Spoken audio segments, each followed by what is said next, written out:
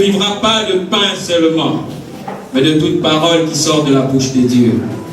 La Bible dit, dans la prière de Jésus, il dit, notre Père qui est au ciel, qui est aux cieux, que ton nom soit sanctifié, que ton règne vienne et que ta volonté soit faite sur la terre comme dans le ciel. Donne-nous aujourd'hui notre pain quotidien. Le seul moment où l'homme est un peu en joie, c'est quand il s'apprête à manger. Et en ce moment, nous nous apprêtons à manger. La volonté de Dieu qu'il a prévue pour toi dans le ciel doit s'accomplir sur la terre. Et pour que cela s'accomplisse, il faut qu'il te donne une parole. Il faut qu'il te dise ce qu'il a prévu pour toi. Voilà pourquoi il faut toujours écouter la parole de Dieu. Alléluia. Ce matin, Dieu veut relever quelqu'un. Quand tu priais, tu sentais la présence de Dieu. Quand tu jeûnais, tu sentais la présence de Dieu. Quand tu adorais, tu sentais la présence de Dieu. Mais un homme t'a touché, une femme t'a touché. Et depuis ce temps, tu ne ressens plus la présence de Dieu. Tu as l'impression que Dieu s'est éloigné de toi. Je vais te rassurer ce matin. Dieu est là, il est près de toi. Il est près de toi plus que tu ne le crois. Il est le seul Dieu, quand on l'invoque, il est présent.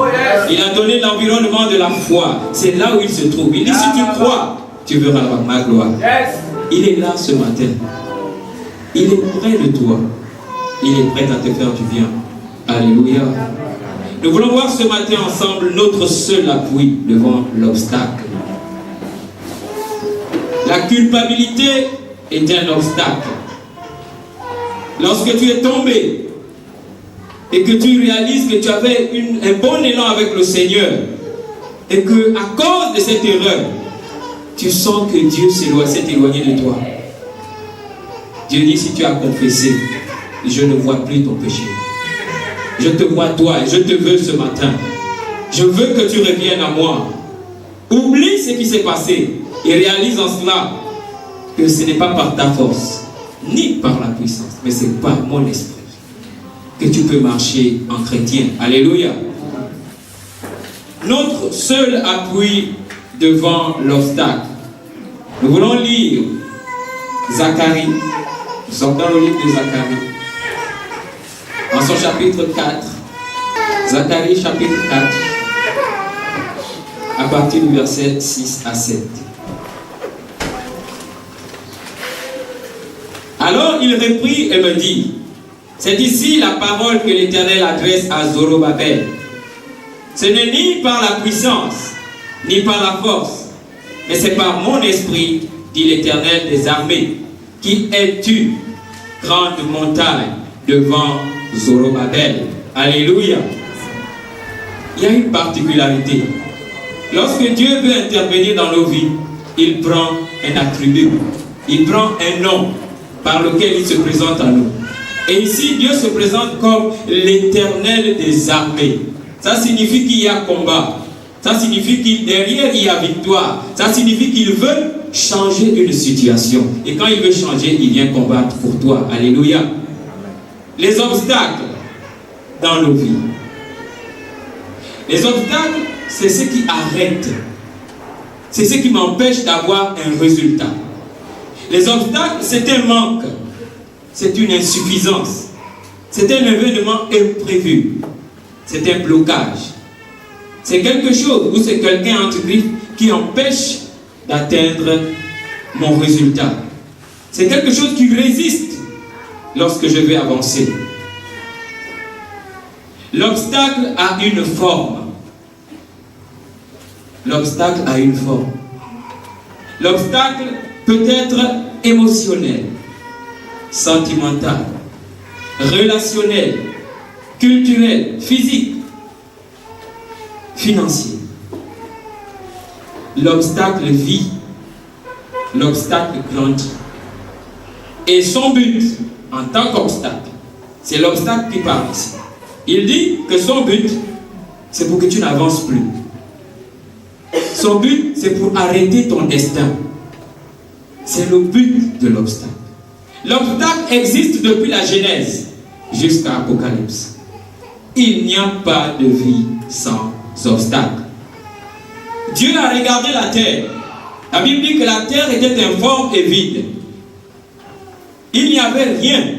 Il n'y avait que les ténèbres à la surface de la terre. Mais l'Esprit de Dieu se mouvait au-dessus des eaux. Il y avait 3 obstacles. Il y avait le vide. Il y avait les ténèbres. Il y avait l'informe. Les obstacles sont des éléments que Dieu veut enlever. Et ce matin, nous pouvons dire que les obstacles, nous ne pouvons pas les éviter. Les obstacles sont sur notre chemin. Personne ne peut vivre sur la terre sans croiser des obstacles. Voilà pourquoi Dieu nous parle ce matin qu'il veut être notre appui. Notre seul appui devant l'obstacle.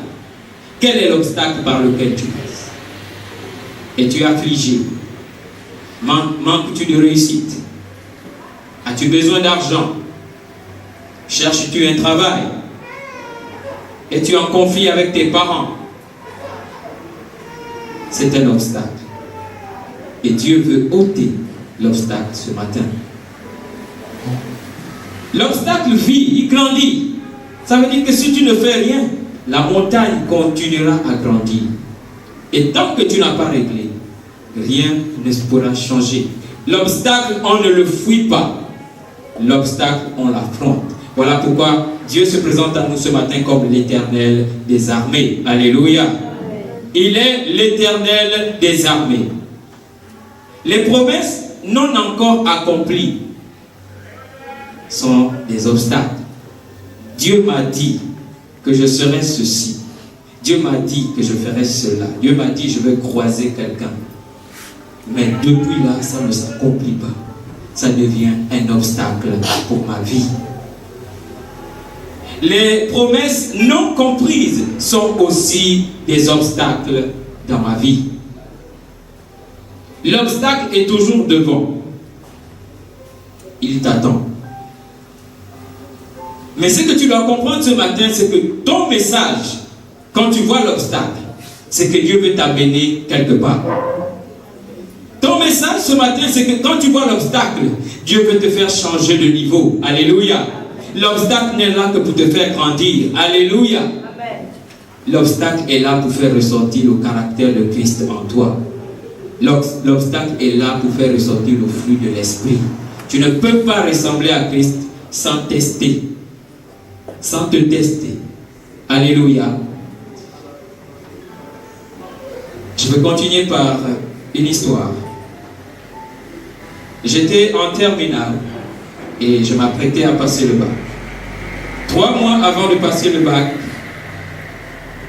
j'ai fui frappé par une maladie qui se manifestait par le sommeil. Je ne sais pas si c'était vraiment la maladie du sommeil, mais ça se manifestait par le sommeil. Elle était particulière parce que quand je ne faisais rien, je n'avais pas sommeil. Mais c'est quand je prenais mes cahiers pour réviser que j'avais sommeil. Je dormais complètement. Et je commençais à réaliser, mais pourquoi est-ce que je dors à chaque fois que j'étudie? Ah, peut-être que je ne dors pas assez la nuit.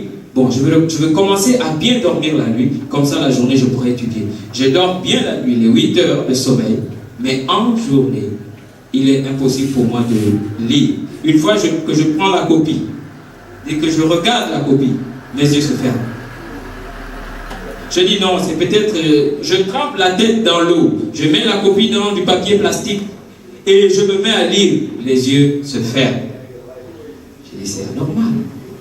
J'ai tout testé, de jour comme de nuit. À chaque fois que je touche le cahier, je dors. Mais comment faire? Dois-je le dire à maman? Dois-je le dire à papa? J'ai dit, cette histoire, comme elle est bizarre, ça risque de mettre le feu dans la maison. Alors, comment faire? J'ai dit, mais au fait, il y a maman qui prie Dieu. Il y a maman qui prie Dieu souvent. Alors, pourquoi ne pas faire recours à ce Dieu? Je suis allé dans ma chambre.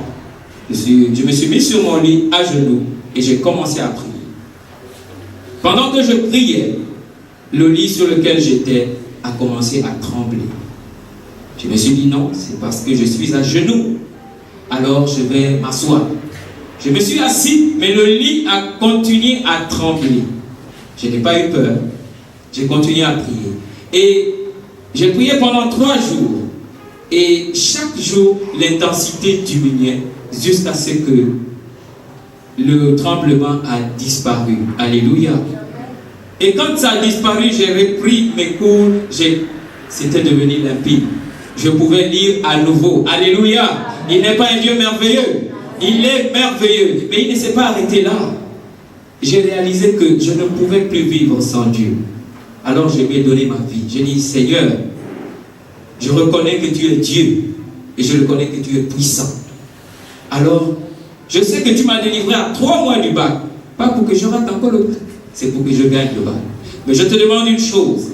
Quand j'irai à l'université, que tu sois la tête et que moi je sois la queue. Voilà comment j'ai gagné le bac. Je suis allé à l'université. Mais à un moment, je comptais sur l'intelligence que Dieu m'avait donnée pour réussir. J'étais le responsable de mon groupe de travail et chaque jour, on comptait sur moi. Mais à chaque examen, je passais à côté. J'ai fait 3 fois la première année sans passer. Une fois, j'ai même été le premier des échoués. Après le dernier admis, c'était moi. Il manquait que quelques centimes de points pour réussir. Mais j'étais KO. C'était un obstacle. Un premier obstacle pour m'empêcher d'avoir le bac. Un deuxième obstacle qui fermait la porte à mes études supérieures. 3 ans sur place. Tu n'avances pas. Je suis rentré en moi-même. J'ai dit, Seigneur, tu ne m'as pas amené ici pour rater ma vie. Tu ne m'as pas amené ici pour... Je ne pense pas que je ne comprenne rien. Mais qu'est-ce qui ne va pas? Alors quelque chose a retenti dans le moi. Et j'ai réalisé que j'avais dit à Dieu que tu seras la tête dans mes études supérieures et moi je serai la queue. Voilà pourquoi ça ne marche pas. Ok, Seigneur, je te remets à ta place. Et dès que j'ai remis Dieu à sa place, les 3 sur 3 sont arrivés. Alléluia. Amen. Dieu pouvait me laisser réussir. Mais s'il me laissait réussir comme ça, il me perdait à jamais. J'avais fait un vœu avec Dieu. Je lui avais donné la première place. Lorsque tu fais un vœu à l'Éternel, hâte-toi de l'accomplir. C'est sa parole qui le dit. Alléluia. Donc, les situations non réglées sont des obstacles. Il y a des obstacles imposés. Il y a des obstacles provoqués. J'avais provoqué moi-même un obstacle. Par mon engagement. Un engagement non honoré. Tu as levé la main. Tu as pris à témoin le ciel et la terre. Et tu t'es détourné. L'obstacle ne sera jamais derrière toi. Il sera toujours devant toi. Alors ce matin, prends une décision. Enlève cet obstacle devant toi. Il y a des obstacles. La Bible dit dans le livre de Proverbes que celui qui maudit son père ou sa mère, sa lumière s'éteint. Tu as frustré ton père, tu as frustré ton oncle, tu as frustré ton parent. Il a eu mal en son cœur. La Bible nous révèle que dans le livre de Genèse, quand Noé a appris que son fils avait vu sa nudité, il a proclamé des paroles qui ont atteint son fils. Un cœur frustré est un cœur qui, sans même parler, libère des malédictions. Ça devient un obstacle pour ta vie. Fais la réparation. Demande pardon et ton obstacle tombera. Qui es-tu, grande montagne devant Zorobabel? Tu seras aplani. Il posera la pierre principale au milieu des acclamations. Grâce pour grâce. Alléluia. Alors ce matin, si nous réalisons qu'il y a des obstacles dans nos vies, nous réalisons que je n'ai pas pu me relever devant une situation. On m'a blessé. Et depuis ce jour, je n'avance plus. Comment sortir de cette situation? Je disais qu'on ne fuit pas l'obstacle, mais on affronte l'obstacle. Et l'obstacle, quand il vient à toi, c'est pour faire ressortir ton potentiel. C'est pour que tu l'exprimes. Parce que tu as des qualités en toi. Mais tant qu'il n'y a pas de situation, tu ne peux pas te découvrir. L'obstacle te prépare à changer de niveau. L'obstacle, c'est pour avoir une meilleure situation. Ça n'a pas marché la première fois. Ce n'est pas la fin. C'est un obstacle. Mais Dieu dit, derrière cet obstacle, lorsque tu auras triomphé, c'est une situation meilleure. Alléluia. Amen. Le malheur est un obstacle. Le décès d'un proche est un obstacle. Mais si tu es en vie ce matin, c'est que Dieu veut que tu avances. Il aurait pu te prendre en même temps, mais il t'a laissé debout. Alléluia. C'est pourquoi nous devons avoir appui sur Dieu pour affronter ces obstacles. Il y a 3 raisons qui peuvent ce matin nous aider à garder notre regard sur Dieu afin qu'il soit notre appui devant les obstacles. Nous avons besoin de l'appui de Dieu pour voir l'obstacle. Il y a des gens qui ne voient pas l'obstacle. Ils foncent. La Bible dit que l'homme prudent voit le danger venir et il s'en écarte. Mais le sot avance. Il ne voit pas. On a besoin de Dieu pour comprendre l'obstacle, parce que l'obstacle a un message. L'obstacle a toujours un message. Et ce que Dieu veut, ce n'est pas qu'il est content de te voir dans l'obstacle, mais ce qu'il veut, c'est que tu tires un enseignement pour avancer. Parce que tu deviendras un modèle pour quelqu'un qui passera par cette situation. Tu auras les mots appropriés pour pouvoir influencer son cœur et pour pouvoir mettre la paix dans son cœur. Alléluia. Car j'ai forgé pour toi les projets de paix et non de malheur, dit l'Éternel. Alléluia. Amen. Jésus dit, Alléluia. Il nous manque un point. Nous avons dit qu'il y a 3 raisons ce matin. Nous avons vu il faut avoir Jésus comme appui, avoir Dieu comme appui pour voir l'obstacle, pour comprendre l'obstacle et ensuite pour vaincre l'obstacle. L'obstacle ne doit pas rester éternellement devant nous. Nous devons passer de l'autre côté. Jean 16, 33. C'est Jésus qui parle. Je vous ai dit ces choses afin que vous ayez la paix en moi. Vous aurez des tribulations dans le monde, mais prenez courage, j'ai vaincu le monde. Alléluia. Il te dit ce matin, les obstacles ne quitteront pas ta vie comme ça. Il faut les vaincre. Il dit, je suis ton exemple, je suis ton modèle. Souvent dans la vie, on a besoin de quelqu'un qui a réussi. Souvent dans la vie, on a besoin de quelqu'un qui est passé par là pour qu'il soit notre modèle. Alléluia. Et Jésus est notre modèle par excellence. La Bible dit qu'il a tout accompli. Et sur la croix, il a crié, j'ai tout accompli. Il n'y a aucun obstacle par lequel tu passes en ce moment où Jésus n'est pas passé avant toi. Il est passé par là. Il a même amoindri cet obstacle. Il n'est plus fort. L'obstacle est déjà fragilisé. Parce que Jésus est passé par là. Alléluia. Alléluia. Il dit, il ne restera pas pierre sur pierre de ton obstacle. Tu passeras de l'autre côté. Alléluia. Amen. Comment voir l'obstacle? Proverbe 4, 18. C'est dans la version Le Semeur. Le sentier des justes est comme la lumière de l'aurore, dont l'éclat ne cesse de croître jusqu'en plein jour. Verset 19. La route des méchants, elle, est plongée dans l'obscurité. Ils n'aperçoivent pas l'obstacle qui les fera tomber. L'obstacle est là pour te faire tomber.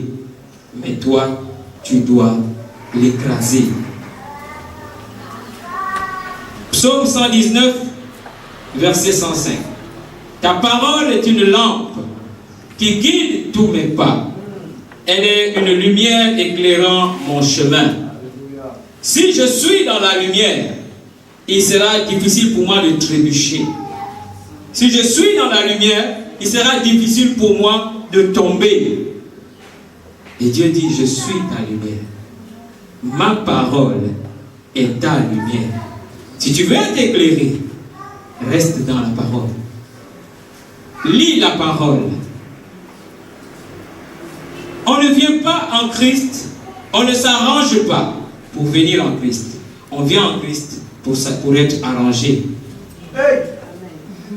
On ne s'arrange pas pour venir en Christ. Alors, je vais d'abord laisser ceci.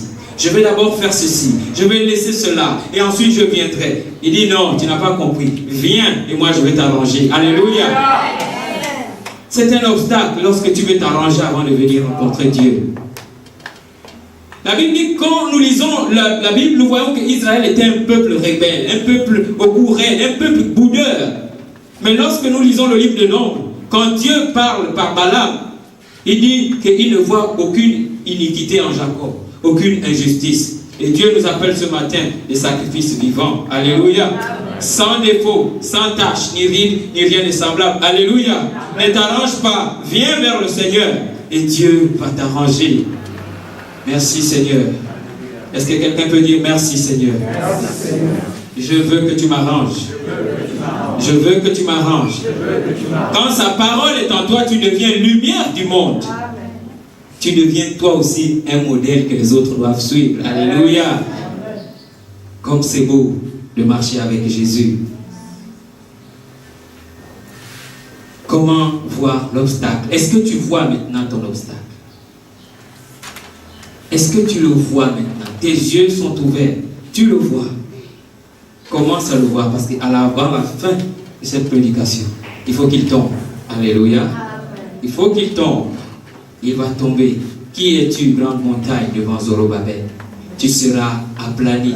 Et Jean-Baptiste l'a dit. Il a compris que les obstacles nous empêchaient de bien servir Dieu. Il a dit, aplanissez, préparez les sentiers, abaissez les montagnes.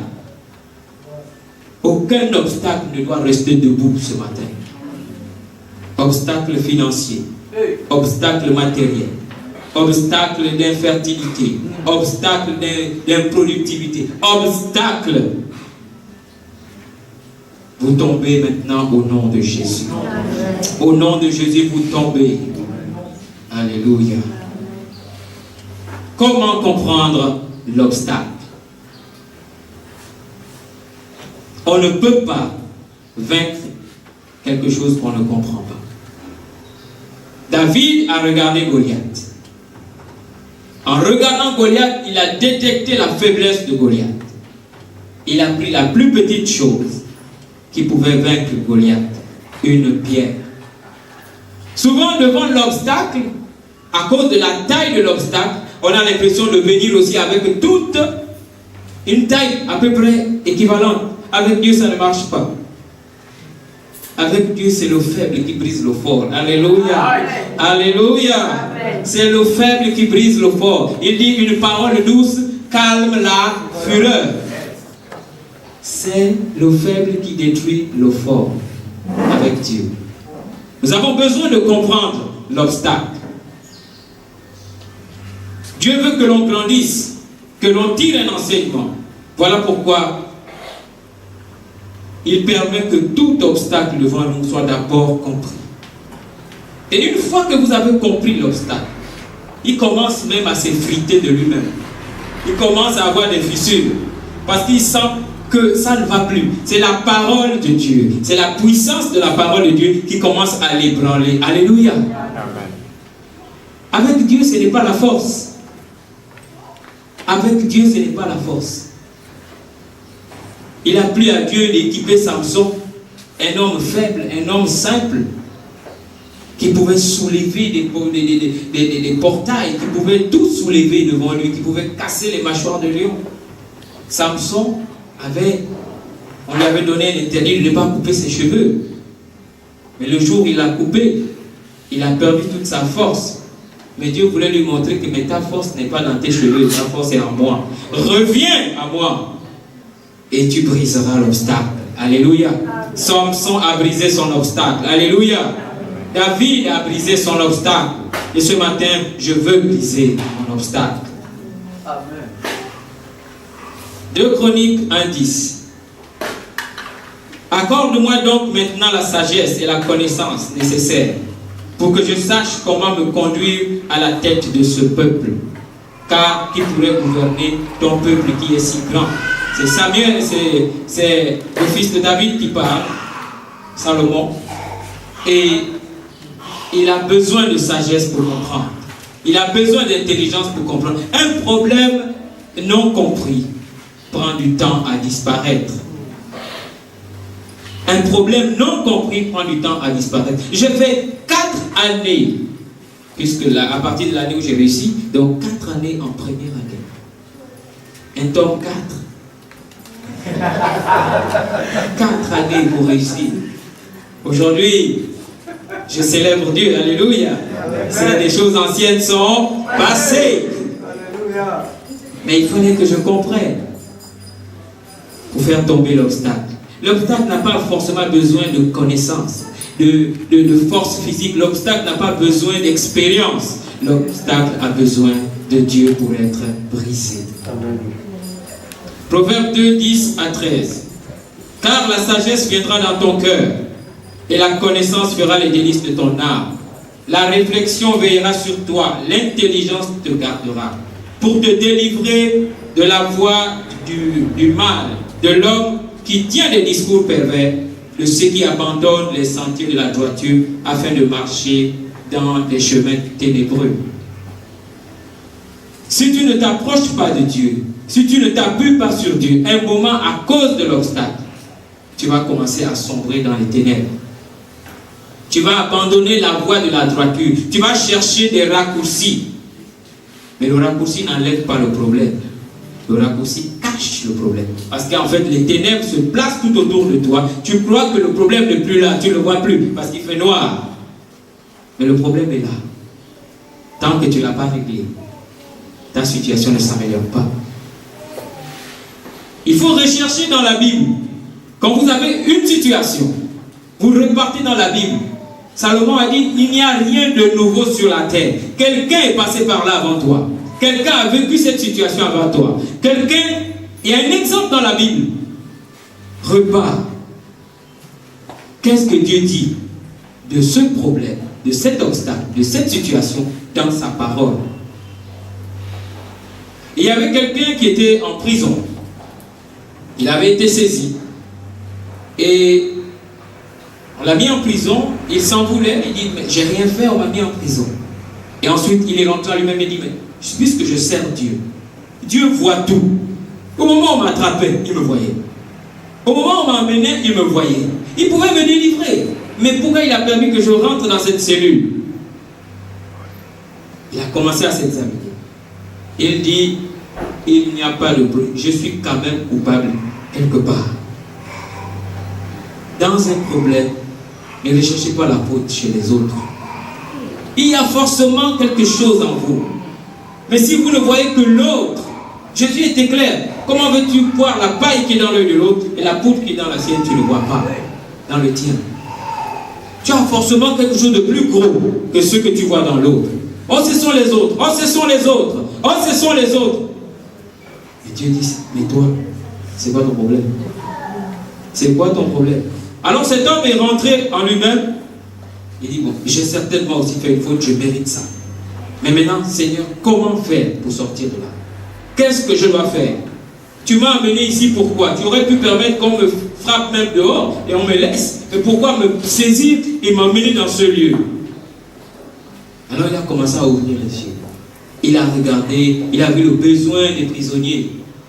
Il y avait des gens qui étaient là, qui étaient là, mais sans passer par, comment on appelle ça, par une audience. Ils n'avaient jamais été condamnés. Ils attendaient leur audience. Donc cet homme a décidé d'écrire des requêtes au tribunal afin que les vies de ces personnes puissent être revues. Et voilà comment beaucoup de sentences ont été maintenant prononcées. Des gens avaient déjà fait 1 an, 3 ans, 5 ans, sans passer par une audience.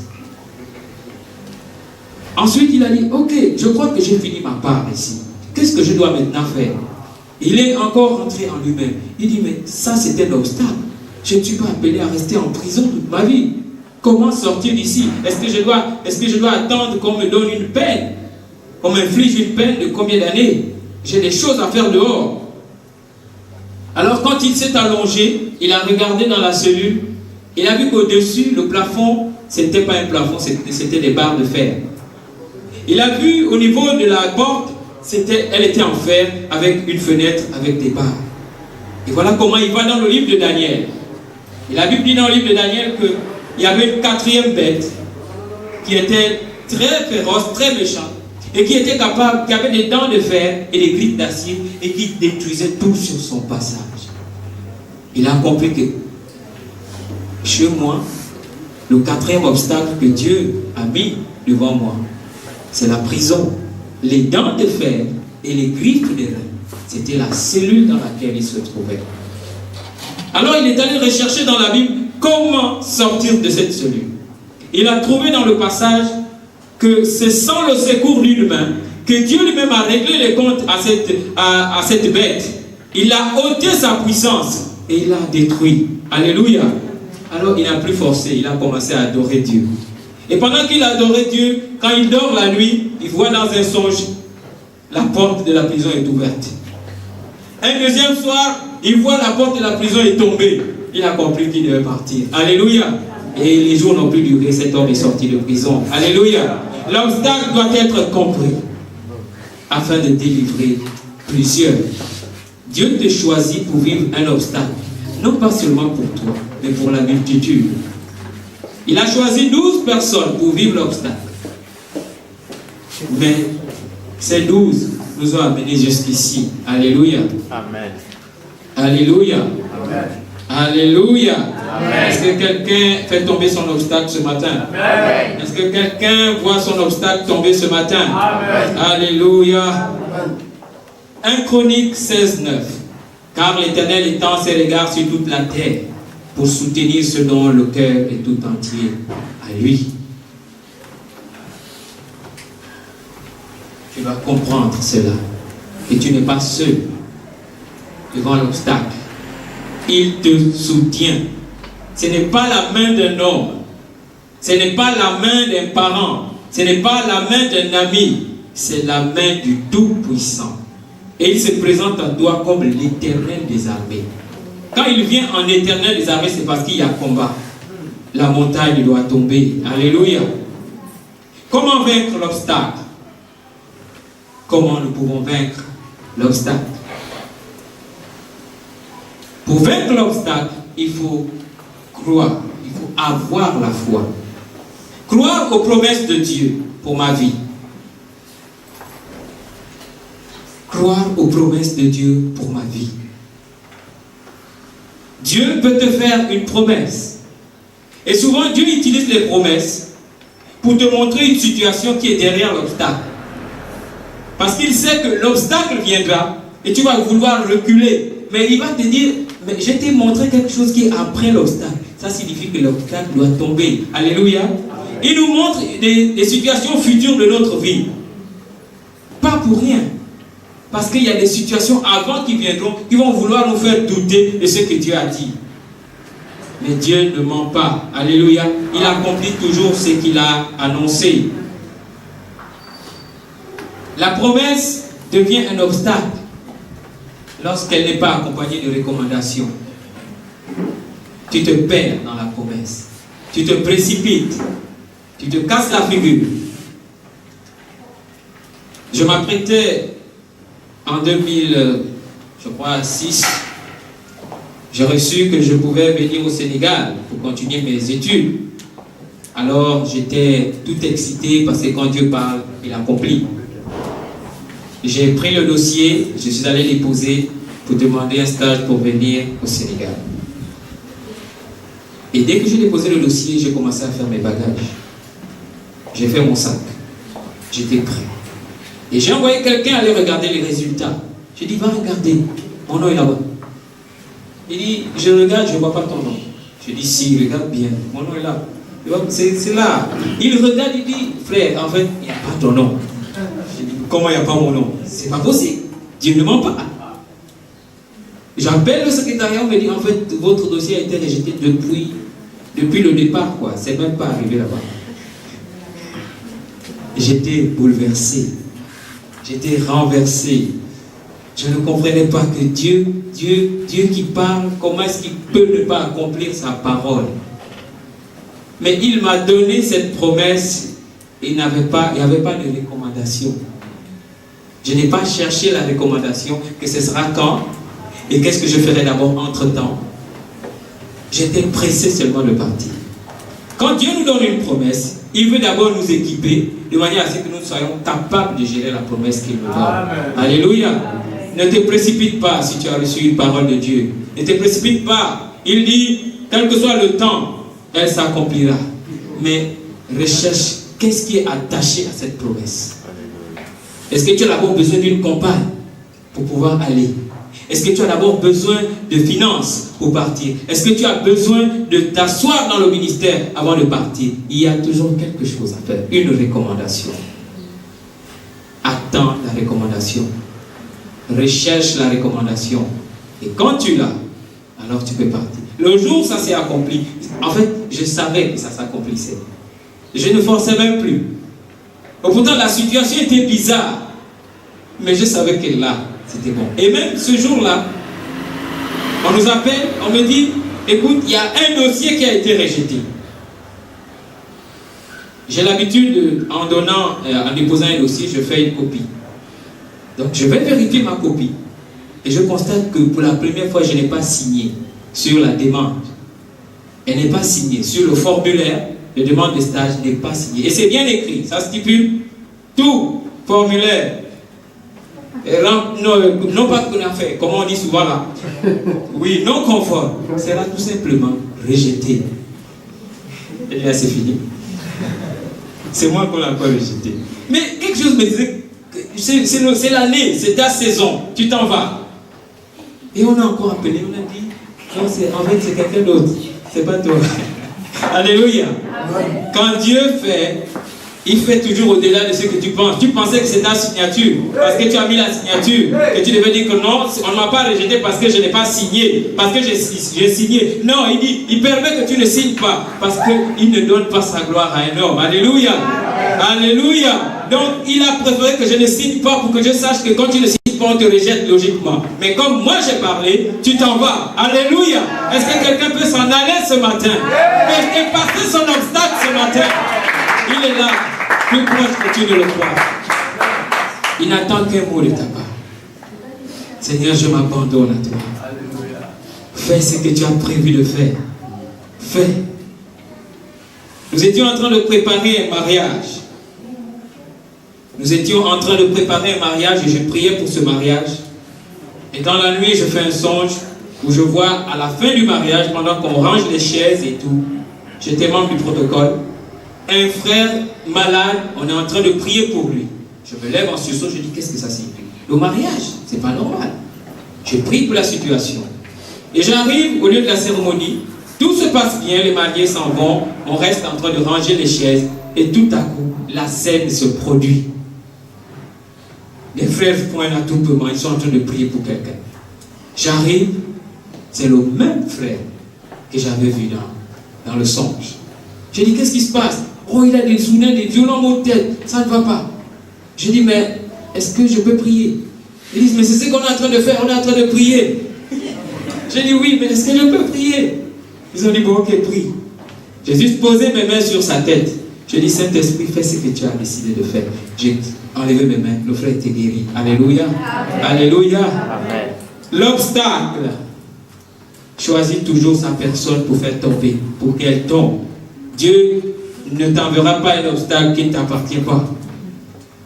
Si l'obstacle est devant toi, c'est que c'est toi que Dieu a choisi pour faire tomber l'obstacle. Alléluia. Amen. Même si on t'abandonne, même si on ne te soutient pas, sache que Dieu permet ces situations pour que toi-même tu vois comment il t'utilise. Alléluia. L'obstacle va tomber. Alléluia. Amen. Il faut avoir la foi. Qu'est-ce que Dieu t'a dit? Qu'est-ce que Dieu dit par rapport aux problèmes que tu traverses? Quelles sont les promesses qu'il t'a faites? Si tu ne les as pas, il sera difficile pour toi de tenir ferme. Rentre dans la parole. Et pour rentrer dans la parole, c'est facile. Dieu nous a donné un emploi du temps dans notre assemblée. Tu n'as peut-être pas le temps de beaucoup lire à la maison. Mais il y a un homme de Dieu qui se prépare tous les jours. Dieu lui a donné cette charge. Du lundi au dimanche, il passe du temps à prier pour toi. Du lundi au dimanche, il passe du temps à rechercher ce que Dieu doit te dire. Et ensuite, il se tient ici et il te donne ce message. Moi, c'est ici que j'ai reçu mon message. C'est ici que Dieu a changé ma vie. Le même passage que je lisais à la maison. Mais ce jour-là, Dieu a changé mon histoire ici. Au travers d'un cantique, Dieu peut changer ton histoire. Alléluia. Cet homme avait prononcé, il avait dit, je changerai tes temps de deuil en allégresse. Ça a résonné dans ma tête, ça a résonné dans mon cœur. Et j'ai compris que c'était ma saison. Je devais désormais traverser cet obstacle. Alléluia. Fortifie-toi et prends courage. En fait, se fortifier et prendre courage, c'est reconnaître, c'est retrouver ce que Dieu dit à propos de la situation que je traverse. Comment vas-tu te fortifier si tu ne sais pas que Dieu est avec toi? Comment vas-tu te fortifier si tu ne sais pas ce que Dieu veut que tu fasses? Une manière aussi de vaincre l'obstacle, c'est de ne pas attendre que l'obstacle arrive. Il faut aller vers ceux qui sont affligés. Il faut aller vers ceux qui sont en difficulté afin de les soutenir. C'était un commandement divin. Lorsque tu pars, tu commences à apprendre. Lorsque tu vas, tu entends des choses. Lorsque tu vas, tu as la capacité. En fait, avec Dieu, avant de vivre la chose, il vaut mieux la vivre chez les autres. Et tu es plus aguerri quand ça arrive chez toi. Alléluia. La foi. Il faut avoir la foi. La foi est l'environnement dans lequel l'invisible de Dieu s'opère. C'est le lieu où l'extraordinaire prend naissance, où le divin devient terrestre. As-tu la foi ce matin? As-tu la foi ce matin? Amen. Chacun de nous a son degré de foi. La foi grandit aussi. Il y a des gens qui ont la foi pour guérir les palus. Il y a des gens qui ont la foi pour ressusciter les morts. Il y a des gens qui ont la foi pour voir les problèmes disparaître. Mais Dieu te donne la foi en fonction des obstacles que tu traverses. Une fois que tu as traversé cet obstacle, ça ne peut plus t'arrêter. Alléluia. Ça ne peut plus t'arrêter. J'étais dans ma chambre, j'avais un neveu qui se sentait pas bien. Il toussait et il avait mal. Je lui ai demandé, qu'est-ce que tu as? Il continuait à tousser, j'étais en train de lire la parole de Dieu. Après j'ai dit, bon, ça me dérange, il faut que je prie pour lui, il faut que je continue à lire. Quand je viens vers lui, quelque chose dit en moi, demande-lui d'abord s'il n'a pas quelque chose à te dire. Je lui dis, neveu, tu n'as pas quelque chose à me dire? Il dit, si, tonton, c'est moi qui ai volé ton argent. Ah, ok. C'est toi qui as volé mon argent. D'accord. Il s'était passé que quelques semaines avant, j'avais perdu de l'argent. Je savais que c'était perdu, je ne pouvais plus le retrouver, mais je voulais juste savoir qu'il avait fait. Donc j'ai appelé mes neveux et je leur ai dit, je sers Dieu. Vous le savez. Donc, qui a pris? Les deux ont dit, ah tonton, c'est pas nous. J'ai dit, bon, je n'aime pas faire ça, mais je vais le faire. Voici ma Bible, posez la main sur la Bible. Chacun dit, ce n'est pas moi. Hein? On est d'accord? Oui. Tonton, ce n'est pas moi, il a posé. Attends, ils ont fait ça, mais moi, je suis convaincu qu'ils n'ont rien fait. Mais les semaines après, l'enfant a une maladie bizarre. Et avant que je ne prie pour lui, Dieu me demande, dis-lui s'il n'a rien à te dire. Tonton, c'est moi qui vais voler ton argent. Il dit, ah bon, c'était toi. Je dis, bon, je te pardonne. Et une fois, j'ai dit, je te pardonne et que je prie pour lui. La maladie l'a quitté. Alléluia. Les obstacles, on peut les créer nous-mêmes. On peut les créer nous-mêmes. Les péchés non confessés peuvent devenir des obstacles. Mais je te rassure ce matin, quand Dieu a pardonné, il a pardonné. Amen. Quand Dieu a pardonné, il a pardonné. La culpabilité ne doit plus faire partie de toi. Il ne te voit plus comme cet homme qui a commis tout ce qu'il sait. Il te dit, viens. Dieu n'a pas vu Adam en train de pécher. Enfin, Dieu n'a pas regardé au péché d'Adam. La Bible dit souvent que le péché nous éloigne de Dieu. Ça, c'est nous. Ça nous éloigne. Mais Dieu, ça ne l'éloigne pas de nous. Il est venu dans le jardin. Il a cherché Adam. Il dit, Adam, où es-tu? Adam, où es-tu? Il a fait comme s'il n'avait pas vu Adam pécher. Et c'est ce que Dieu fait avec lui. Mais nous nous regardons, nous disons, non, là, avec ce que j'ai fait là, Dieu ne peut plus me voir. C'est nous-mêmes qui nous disqualifions. Dieu ne nous disqualifie pas. Il nous appelle. Si tu as encore la vie, c'est parce que tu peux demander pardon. Dieu attendait d'Adam que Seigneur, j'ai péché contre toi. J'ai fait ce qui est mal à tes yeux. Reprends-moi dans ta présence. Et Adam serait resté au jardin d'Éden. Mais l'orgueil l'a encore rempli. Il dit, c'est pas moi, c'est la femme que tu m'as donnée. Il dit à Dieu que c'est maintenant la femme, c'est maintenant un obstacle pour lui. Alléluia. Alléluia. Quelqu'un est-il béni ce matin? Quelqu'un comprend-il quelque chose? Est-ce qu'on peut dire merci Seigneur? Il faut avoir la foi. Nos partenaires ne peuvent pas être des obstacles. Mais Dieu peut les utiliser pour nous faire aller plus haut. Alléluia. Mais ne les regardons jamais comme des obstacles. Même pour une parole dure, même pour une parole mal placée, n'invente pas toi-même des obstacles. Ne t'invente pas des obstacles. Ne refuse pas de venir dans la maison de Dieu parce qu'on m'a mal regardé. Il y a des gens qui ont chacun son regard. Des fois quand tu le regardes, tu as l'impression qu'il ne t'aime pas.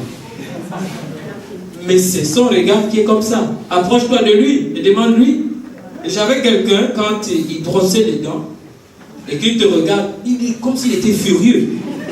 J'ai dit, mais tout à l'heure on parlait de Dieu, mais pourquoi quand je le regarde, il brosse ses dents, il est fâché contre ça. Qu'est-ce que je l'ai fait? J'ai gardé ça pendant une semaine. Après je lui ai dit, au fait, pourquoi quand tu brosses tes dents, tu es fâché comme ça? Je t'ai fait quelque chose? Il dit non. J'ai dit, mais regarde-toi dans le miroir. C'est comme si tu avais un problème avec moi. Donc, on est là pour se corriger les uns les autres. Mais ne voyons pas le mal forcément. Et même quand il y a le mal, Joseph a dit que Dieu a utilisé cette situation, que vous m'avez vendu pour m'envoyer en Égypte, afin que Dieu pourvoie à notre salut. Un moment, il peut être dur. Des fois, ce n'est pas lui, peut-être c'est Dieu qui le permet. Mais tu connais la personne, tu marches avec elle, tu sais la personne. Ne voyons pas les obstacles là où il n'existe pas. Alléluia. Alléluia. As-tu vu ton obstacle déjà? As-tu commencé à parler avec cet obstacle? Parce qu'il faut parler avec son obstacle. L'obstacle vit. Il vit. Voilà pourquoi Dieu dit, tu es qui, grande montagne? Qui es-tu, grande montagne, devant Zorobabel? Attendez, Dieu parle à une montagne là. Dieu lui-même parle à une montagne. On nous a dit que dans la vie, il y a les choses, il y a les êtres humains, les êtres vivants, et puis il y a les choses, il y a les objets. Mais Dieu parle à une montagne ce matin. Qui es-tu, grande montagne, devant Zorobabel? Ça veut dire que la montagne entend. La montagne parle. La montagne vit. Elle vit de tes erreurs. Elle vit de ton ignorance. Elle vit de ta peur. Elle vit de tout ce qui est négatif. Elle grandit. Parle à ton problème ce matin. Dis-lui que tu ne me fais plus peur. Je t'ai découvert aujourd'hui. Je connais qui tu es. Je connais tes œuvres. Maintenant, je te terrasse au nom de Jésus. Au nom de Jésus. Dieu dit, je ne t'abandonnerai point. Je ne te délaisserai point. Je suis avec toi. Dieu est souverain. L'obstacle a même un objectif, selon Dieu. 1 Pierre 1,7. Afin que l'œuvre de votre foi, plus précieuse que l'or périssable, qui cependant est éprouvé par le feu, ait pour résultat la louange, la gloire et l'honneur lorsque Jésus-Christ paraîtra. Alléluia. Donc quand tu commences à voir l'obstacle, tu commences à adorer Adonai. Quand tu commences à voir l'obstacle, parce que tu sais que ça sont les armes que Dieu t'a données. Il dit que l'épreuve doit produire comme finalité, comme résultat, la louange, la gloire et l'honneur. L'épreuve est un obstacle. Donc quand moi je vois l'épreuve, je commence à danser. Je commence à danser parce que je sais qu'il est terrassé. Alléluia. Attendez, pendant que tout le monde se bat avec des armes, pendant que tout le monde se bat avec des épées, Israël tourne seulement Jéricho. Tourne Jéricho. Tourne Jéricho. Sans armes. Tourne Jéricho et pousse un cri de joie et les murs sont tombés. N'utilisez pas les mêmes armes que les autres pour vaincre vos obstacles. Prenez les armes de Dieu. Prenons les armes de Dieu. Prenons les armes de Dieu. Alléluia. Problème financier. Obstacle financier. Qu'est-ce que Dieu nous dit? Nous avons un défi cette année. L'année des grandes alliances. Nous devons devenir propriétaires. La terre et le ciel appartiennent à Dieu. Dieu dans le désert était propriétaire de son tabernacle. Mais nous ici, nous sommes locataires. C'est pas agréable. Est-ce que Dieu est incapable de s'acheter un lieu? Dieu est-il incapable de s'acheter un lieu à Dakar? Je ne pense pas. Mais Dieu ne veut pas le faire parce qu'il veut que tu participes. Alléluia. Il dit que si vous ne me louez pas les pierres, je vais susciter même les pierres pour me louer. Attendez, vous comprenez encore que Dieu parle à des pierres ici. Il parle à des pierres. Alléluia. Dieu parle à tout ce qu'il a créé. Et il nous donne le pouvoir de parler à ces choses. Alors il faut parler à ton argent. Il faut parler aux finances. Qu'est-ce que tu fais? Il y a un défi. Nous avons besoin de 20 millions en décembre. 20 millions en décembre. Comment je fais avec mes finances? Et quelque chose de particulier avec l'obstacle, c'est que ça ne viendra jamais quand tout va bien. Ça ne viendra jamais. En fait, ça devient obstacle parce que c'est un manquement. Tu n'as pas prévu ça. Tu n'as pas prévu cette année donner 200 000, 300 000 pour Dieu. Ta dîme mélangée toutes les 10 mois ne font même pas 50 de ce que tu as de ce que tu veux faire. Alléluia. Tu as aussi tes propres projets. Tu veux faire des choses avec Dieu. Mais l'histoire du bâtiment, l'histoire de devenir propriétaire n'a pas commencé avec Dieu. C'est nous qui avons provoqué Dieu. Jacob à Bethel, quand il dort, il voit la porte du ciel ouverte. Il dit, ah, certainement ici c'est la maison de Dieu. Et Dieu parle à Jacob, il dit, là où tu pars, je vais te bénir. Je vais faire de toi, tu vas te multiplier. Je suis le Dieu de ton père. Il dit, ok, ce que tu dis là, c'est bien. Mais je ne suis pas rassuré, je ne te vois pas. Donc, je veux des garanties. Donc, comme garantie, quand je pars là, si tu me donnes le pain à manger, et si tu me donnes le vêtement pour me vêtir, si tu me ramènes en paix dans la maison de mon père, le lieu où je me tiens là, je te bâtirai une maison.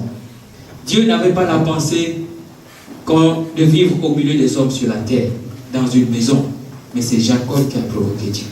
De la même manière que j'ai provoqué Dieu en disant, quand j'irai faire mes études supérieures, mets-toi devant moi, et moi je serai derrière. Tu seras la tête, moi je serai la queue. Jacob l'a dit. Et puisque nous sommes tous devenus par alliance fils d'Abraham, par Jésus, la promesse, nous devons l'accomplir. Nous devons accomplir, bâtir le temple. Dieu se cherche des gens.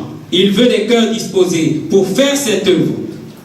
C'est un obstacle, mais il peut tomber. Alléluia. Amen. Quand on est dans un défi financier, un obstacle financier, ce n'est pas les poches qui jouent le rôle, mais c'est la foi. La Bible dit, mon juste vivra par la foi. Et Jean dit, nous ne marchons pas par la vue, mais nous marchons par la foi.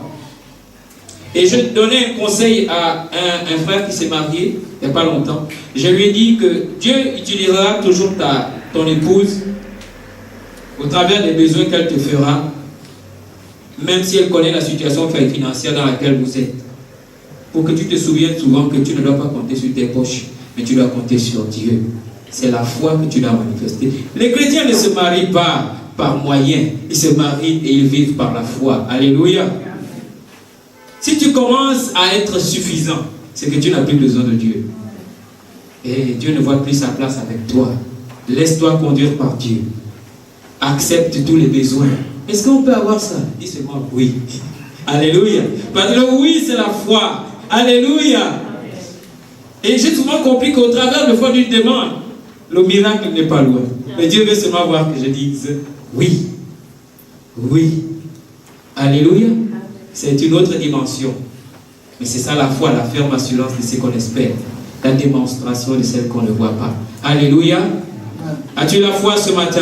Amen. As-tu la foi comme Dieu dit, il y a cette montagne de quitter? Alléluia. Amen. Alléluia. Merci Seigneur. L'un des éléments aussi pour vaincre l'obstacle, c'est la prière. Il faut prier. La prière, c'est l'environnement dont Dieu se sert pour communiquer avec nous. La prière, c'est l'environnement, c'est le langage que Dieu comprend. C'est le seul langage que Dieu comprend. Il ne comprend pas les plaintes. Il ne comprend pas les critiques. Il ne comprend pas les murmures. Il ne comprend que la prière. Donc quand Dieu commence à écouter quelqu'un sur la terre, il tend son oreille. Et quand il dit, notre Père, Seigneur, tu es fidèle, tu es grand. Je t'appelle sur le pied. Voilà quelqu'un qui parle mon langage. Je dois descendre et écouter quel est son besoin. Mais s'il entend, oh, ça c'est trop bizarre, je ne peux même pas faire ça. Tout ce qu'on me demande là c'est mauvais, etc. Il n'entend que charabia. Rien ne rentre dans ses oreilles. Dieu ne peut pas se souiller par des choses que lui-même il n'a pas. Non, lui, c'est la sainteté. Donc, sainteté, prière, ça passe. Alléluia. Alléluia. Quelqu'un comprend quelque chose. Amen. Pour vaincre les obstacles, il faut rester en communauté. La Bible dit, soutenez-vous les uns les autres. Aimez-vous les uns les autres. L'épreuve est difficile. Mais si tu t'approches des autres, tu verras que quelqu'un est passé par là avant toi. Il te donnera un soutien. Dieu peut utiliser l'obstacle parce que tu es quelqu'un qui vit en solitaire. Il veut que tu te rapproches. Tu ne peux pas vivre seul. Ce que je ne vous ai pas dit, quand je me suis repenti et j'ai dit au Seigneur que tu devais être la tête, j'avais du mal à adhérer à une assemblée. J'avais tellement entendu des choses sur l'église que l'église, il y a des gens qui ne sont pas sérieux. Il y a des gens qui mentent, il y a des gens... Et pour moi, je voyais Dieu comme le Dieu juste. Que comment Dieu peut accepter que dans sa maison, il y a quelqu'un qui ment? Ça ne passait pas dans ma tête. Comment Dieu peut accepter des gens qui ont des rancœurs dans leur cœur? Comment Dieu peut accepter des gens qui sont mauvais? J'étais dans le camp de ceux qui voulaient s'arranger avant de venir vers Dieu. Dieu m'a dit ce jour-là, j'ai entendu sa voix. Il m'a dit, ok, eux ils font ça. Mais toi tu fais quoi? Pour moi. Ok, tu critiques que non, là-bas il y a des gars pas bien, des gens pas bien. Mais il dit, ok, mais toi tu fais quoi pour moi? Il m'a dit, alors va faire quelque chose pour moi là-bas. Et je suis parti. Et ma vie a changé. Alléluia. Amen. Alléluia. Amen. La prière. Rester en communauté. Et même là, je suis parti, mais je ne suis pas parti avec tout mon être. Je suis parti parce qu'il m'a dit de partir. Et beaucoup sont là. Nous faisons des activités avec Dieu parce que Dieu nous a dit de le faire. Mais nous ne le faisons pas. C'est comme si le corps, l'âme et l'esprit étaient séparés. On vient avec une partie seulement pour faire le service de Dieu. On n'est pas en entier. Donc j'étais là, je ne prenais pas au séminaire, je ne prenais pas aux réunions de prière, je ne prenais pas. Mais dès que le culte est fini, je sors rapidement. Personne ne me voit. C'était très rapide. Quand je viens, j'ai fait au moins 6 mois dans cette assemblée, mais je viens, je sors rapidement. J'étais présent à toutes les réunions. Et lors d'un séminaire, je suis encore en train de prendre des notes. J'entends cette même voix dans mon cœur me dire, dis-moi, tu es chrétien? Je dis, mais Seigneur, tu le sais, je suis chrétien. Il dit, oh, ok, mais celui qui est à côté de toi là, est-ce qu'il est chrétien? Je dis, mais s'il est là au séminaire, c'est qu'il est chrétien aussi. Il dit, ok, bon, mais est-ce que lui, il sait que tu es chrétien? Je dis, ça c'est pas mon problème. Mon problème c'est toi et moi. Tu sais que je le suis, donc ça m'arrange, c'est tout. Il dit, présente-toi. Présente-toi à lui. Je dis, ça je peux pas. Il dit, bon, va même arrêter le séminaire. Tu prends le micro. Tu dis, bonjour mes frères, je suis votre frère. Je dis, ça, je ne peux pas le faire. La voix s'est retirée. Et tout d'un coup, le prédicateur a dit, nous allons faire quelque chose de spécial, nous allons prier pour un pays qui est en difficulté, mais nous allons faire, comme je vous le dis, nous allons prier 2 à 2, dans toute la salle. Je voulais attraper, il dit non, 2 à 2, tout le monde 2 à 2. Et ce jour-là, même ma mère ne m'a pas vu, elle a attrapé quelqu'un d'autre. Celui dont Dieu disait, hey, c'est ton frère, il a attrapé quelqu'un d'autre. Je regardais dans toute la salle. Et ce jour-là, j'avais une position où je pouvais voir toute la salle. Il n'y avait personne. Tout le monde était 2 à 2, sauf moi. J'étais seul. J'étais seul. J'étais choqué. Choqué. J'ai dit, Seigneur, quand tu parles, tu parles. Le moment était venu pour moi de vraiment m'intégrer entièrement. On ne sert pas Dieu à moitié. On ne sert pas Dieu à demi. On ne sert pas Dieu à un tiers. On se donne tout entier. Alléluia. Même si ça semble difficile, même si ça ne répond pas à ton emploi du temps, même si ce n'est pas le cadre de vie, l'idéal, même si ce n'est pas la maison, ça ne ressemble pas à la maison où tu dors, viens. Et tu mettras ton meilleur. Et les choses changeront. Alléluia. Quelques mois plus tard, la même situation. Donc pendant ces jours-là, quand Dieu a fait ces choses, je suis allé voir le pasteur local. Je dis bonjour. Et je prie ici. Comment on fait pour servir Dieu? Il dit, mais qu'est-ce que tu me demandes là? Je dis, mais je prie ici. Je prie ici et je veux servir Dieu. Il dit, bon, ok, tu vois, là-bas c'est mon bureau. Tu peux venir demain. On va s'entretenir. Vous voyez, je viens maintenant imposer. Mais depuis que je venais là, je ne me présentais pas. Quand on est d'abord choqué, c'est là où on prend les décisions. Alléluia. Le problème vient aussi pour te choquer d'abord, afin que tu prennes une décision. Alléluia. Des mois plus tard, cette situation s'est reproduite. On a encore dit, on va faire quelque chose de spécial. On va encore prier 2 à 2. Je dis, ah là, on va voir si c'est là-bas. C'était toi. Ce jour-là, on était juste. Cette fois-ci, j'avais quelqu'un à mes côtés. Alléluia. Alléluia. 2 hommes peuvent-ils marcher ensemble s'ils ne se sont pas mis d'accord? Nous avons notre accord cette année, l'année des grandes alliances. Nous devons tisser les alliances avec Dieu. L'alliance est aussi un élément qui permet de vaincre l'obstacle. La Bible déclare que lorsque les enfants d'Israël en Égypte étaient en train de gémir, ils étaient en train de crier, Dieu dit qu'il se souvint de son alliance. Alléluia. L'alliance est importante.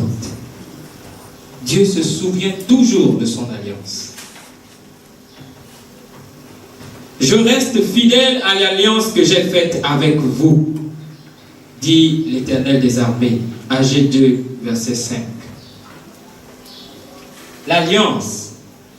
Et c'est par l'alliance que Dieu intervient. Il ne peut pas t'abandonner devant un obstacle, surtout si l'obstacle est en rapport avec les promesses attachées à ton alliance. Oh, il descend rapidement. Il descend rapidement. Ça, c'est, on va dire, c'est le fast-food de Dieu. Quand tu es en alliance avec lui, il intervient rapidement. Il a besoin de toi. Et ce qui permet de vaincre les obstacles, c'est le service aussi. Quand tu sers Dieu, quand tu t'abandonnes à Dieu, tu es tellement occupé que Dieu lui-même fait tomber les obstacles pour toi. Alléluia.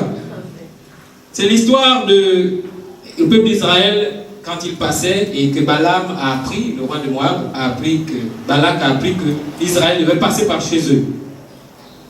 Il était effrayé et il voulait les arrêter. Comme il ne connaissait que les œuvres des ténèbres, il voulait chercher quelqu'un qui pouvait maudire. Il savait que quand quelqu'un est maudit, ça ne marche plus dans sa vie. Mais ce qu'il avait oublié, c'est qu'Israël avait une alliance avec Dieu. Et qu'Israël avait même dit, Dieu avait dit à Israël que tu ne toucheras pas Moab, parce que ce sont tes frères aussi. Mais Balak ne connaissait pas cela. Il tremblait là-bas, il disait c'est fini. Il viendra pour en finir avec moi. Souvent, on crée des situations parce qu'on a appris ça chez l'autre. On croit que ça va aussi arriver chez nous. Dieu dit non. J'ai prévu pour toi, j'ai pour toi des projets de paix et non de malheur, pour te donner un avenir et de l'espérance. Dieu ne veut pas les problèmes. Quand l'obstacle vient, tu l'enlèves. Mais Dieu ne veut pas que tu ailles maintenant créer toi-même des obstacles.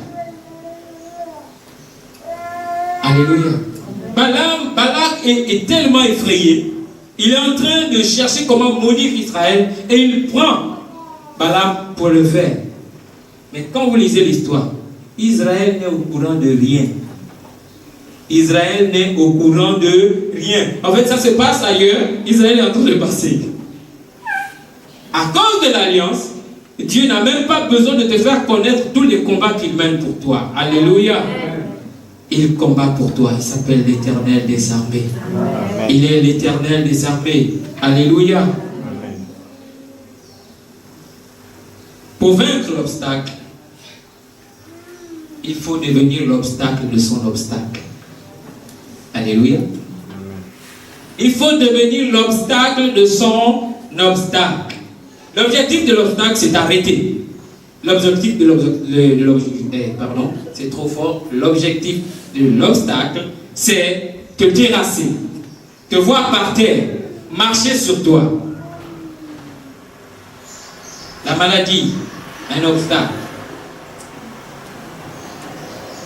Quand on est malade, ou quand on est même endeuillé, quand on est dans toute situation, quand on est au chômage, quand on a connu un échec scolaire, ce que le monde veut, ce que la nature veut, c'est que tu te comportes comme un vaincu.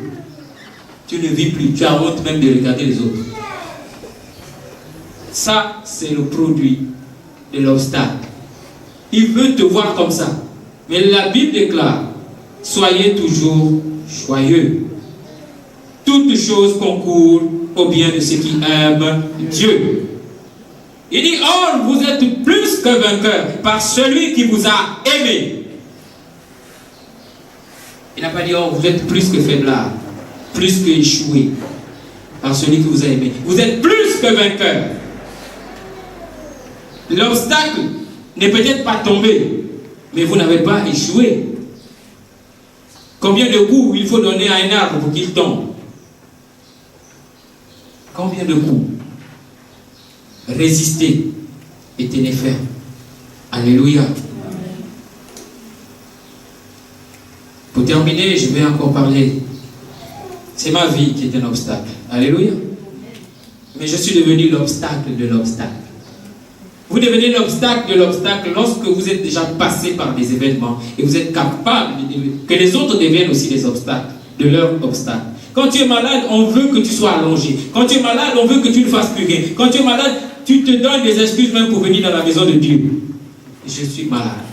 C'est vrai, tu es malade. Mais deviens un obstacle de ton obstacle. Maladie, tu voulais me garder à la maison, mais moi je m'en vais à l'église. Maladie, mais attends. Il est écrit que quand tu es malade, tu dors. Reste au lit. Quand il est malade, tu vas être convalescent. Allonge-toi. Dis maladie, je te parle. Toi, tu restes à la maison. Moi, je vais à l'église. Alléluia. Il faut devenir l'obstacle de son obstacle. Parle maintenant comme un obstacle. Qui es-tu, grande montagne devant Zorobabel? Il faut agir contrairement à ce que la nature, à ce que les hommes veulent devant une situation. C'est ça, devenir l'obstacle de son obstacle. Alléluia. J'ai un fils au Gabon, fils de ma défunte épouse. Lorsque nous avons eu le drame, lorsque j'ai perdu sa maman, il est rentré au Gabon et on n'a plus voulu qu'il remonte avec moi ici. On lui a dit qu'il n'avait plus de lien avec moi. Il n'avait plus... C'est le lien qu'il avait avec moi, c'était sa mère. Donc, sa mère n'étant plus, on ne voit pas pourquoi il va encore remonter avec toi. Il est resté au Gabon. Et on était au mois de février. Il ne faisait plus l'école. Ici, il était en seconde. Non, ici, il était en première. Il avait déjà des bonnes moyennes jusqu'en décembre. Mais arrivé au Gabon jusqu'en février, il n'apprenait pas. Et lorsque je suis revenu à Dakar, quand je suis reparti vers ma formation, et que j'ai vu que les matières clés n'avaient pas encore débuté, j'ai pris mon téléphone, je l'ai appelé. J'ai dit, fils, écoute-moi bien. Fais tout ce que tu peux. Va dans une école privée, inscris-toi. Je te garantis que l'année prochaine, tu seras en terminale. J'ai dit, vas-y. J'ai dit, dans le calendrier des hommes, tu es en retard. Mais dans le calendrier de Dieu, tu n'es pas en retard. Quand quelque chose, un obstacle est imprévu, laissez Dieu agir. Si les hommes ont décidé de vous retarder, Si les épreuves vont décider de vous retarder, Dieu arrange votre calendrier. Alléluia. Donc, il a cherché un établissement.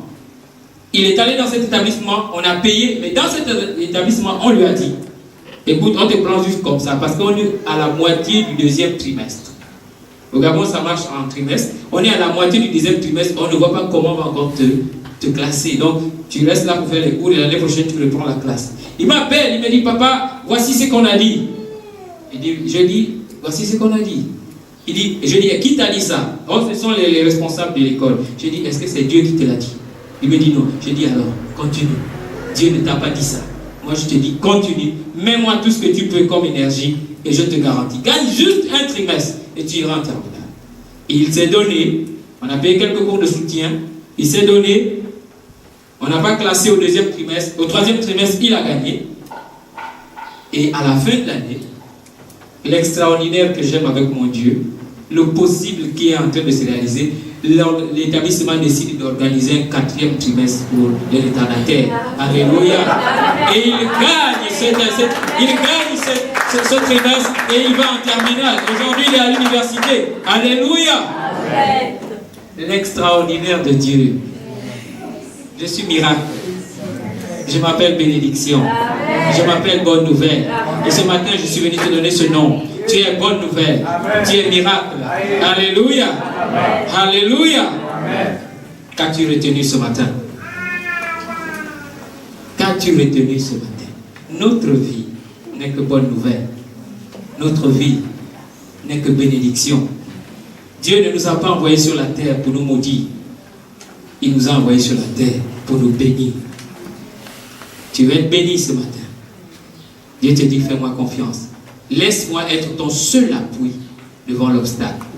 Ne regarde ni à gauche ni à droite. Mets tes regards sur lui. Et l'obstacle va tomber. Qui es-tu, grande montagne devant Zorobabel? Tu seras aplani au nom de Jésus. Alléluia. Alléluia. Alléluia. Est-ce qu'on peut acclamer pour le Seigneur?